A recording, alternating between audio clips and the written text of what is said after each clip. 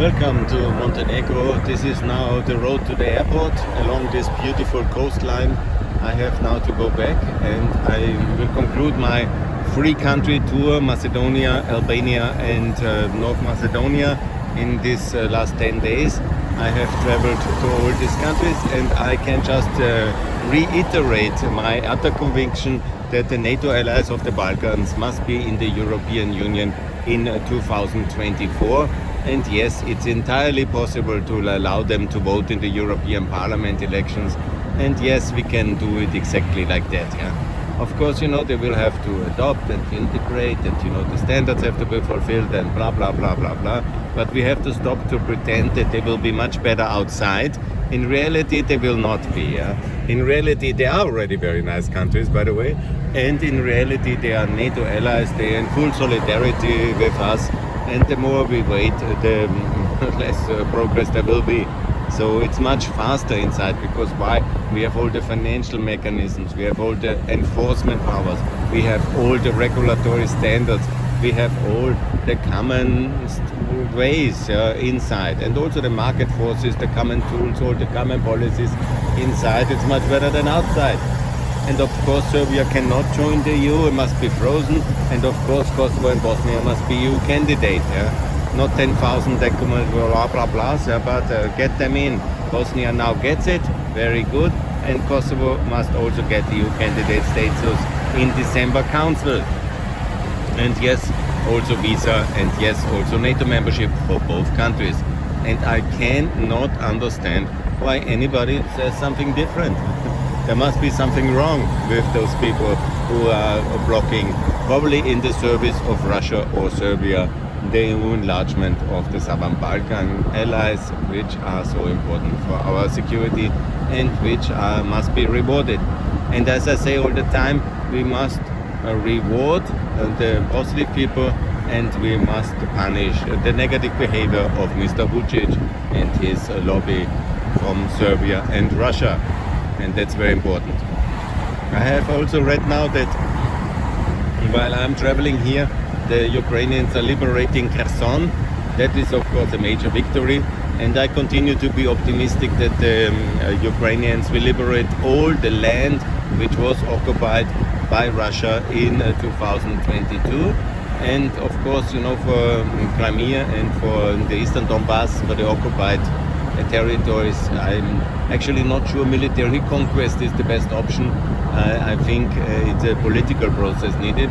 But if the Russians are not reasonable, then of course a military conquest in 2023, it's a liberation, as we say. Liberation is absolutely ready, and we are ready for that, and we are absolutely calling for that. So situation is good, and this policeman didn't want to catch 20 euros from Theodore. That's also very good. You are lucky. And yes, here you can buy a lot of villas. Just switch on your light. That's very important when you drive here in Montenegro.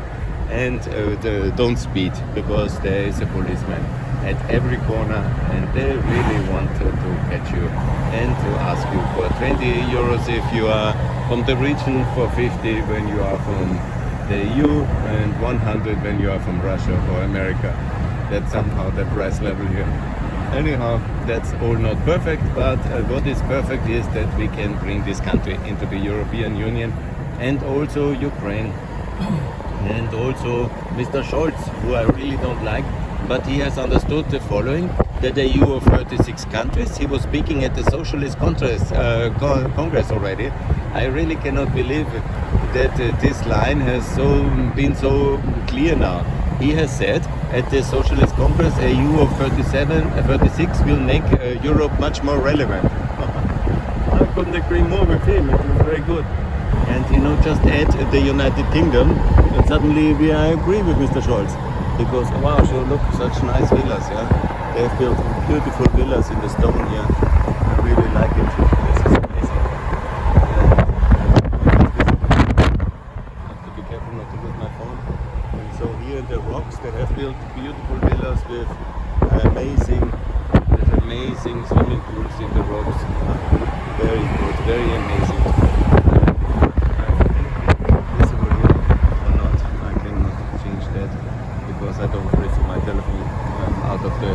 driving car. But situation is like that we really have the opportunity now to have also the Social Democratic support. I have also now, I think the EPP is supporting the Liberals. We have a clear yes to EU candidate status of Ukraine. And by time, the wisdom of Scholz is very clear.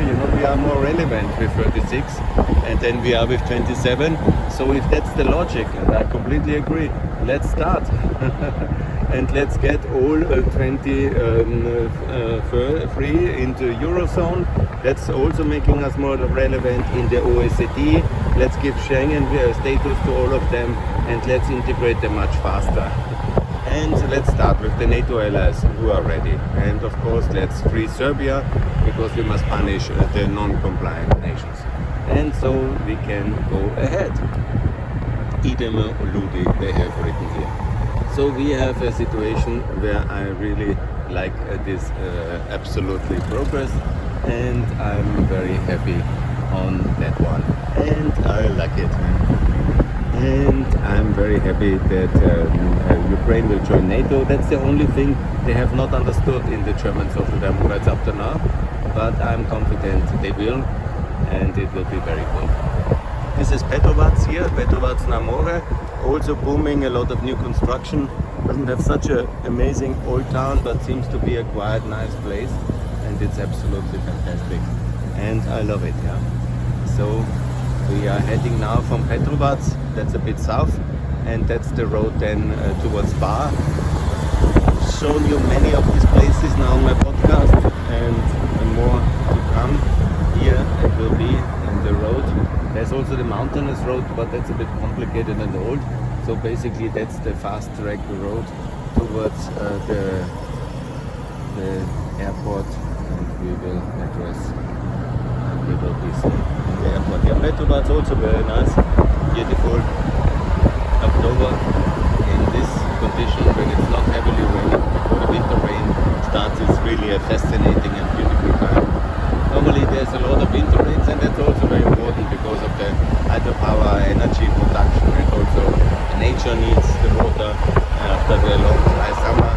And obviously normally it's not automatically, but you have the September rains, and then from November to February a lot of rain, and then it's getting again in April, May. If you're lucky to have these beautiful breaks in the moment, there is a break, there is also then absolute fantastic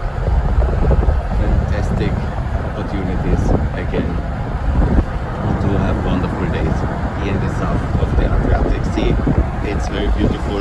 Here another relatively empty bay, yeah. Wow, so amazing. And I wonder what will be the future of that bay. I call for development, and once the property status is cleared and the countries are successful with the Euro, NATO, EU integration, then obviously most of the things are then really just a question of promoting them, and then major projects can be done. Of course you need also a government willing to give the planning permission and to work alongside with the international investors to get things done, big things.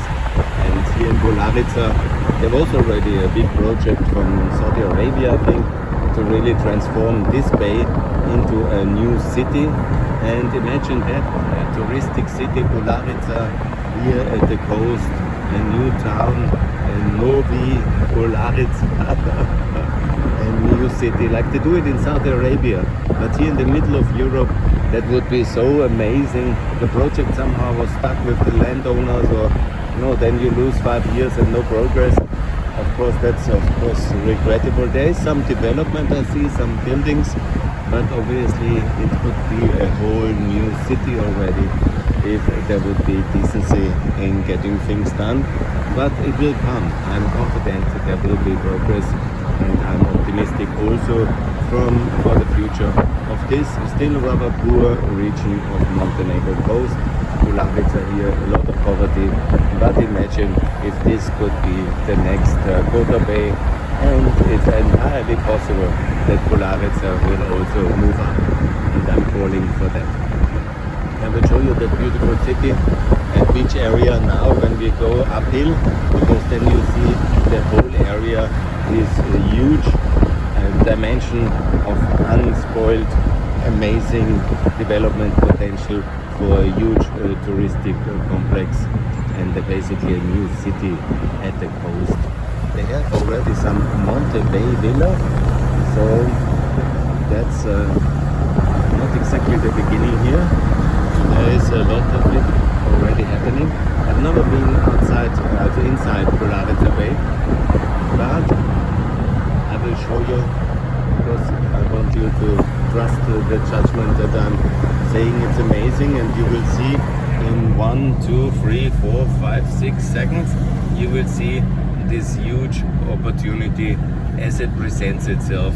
As far as the eye reaches, you have this amazing potential. Here, just as a short reminder, we need an Adriatic highway, and they are claiming to build it since 7 years. 2014 is now 8 years and it's not happening, and still people are in abject poverty, and everybody has to drive here at this coastal road when it goes to Albania and Kosovo, and that's of course very, very wrong, because the road should be continued directly from Medjugorje to Trebinje to Niksic, and that would be wonderful. Here is the bay. I hope I didn't promise you too much, and it's really there, it's amazing, and imagine how the world could look like when this would be developed fully to European and international standards.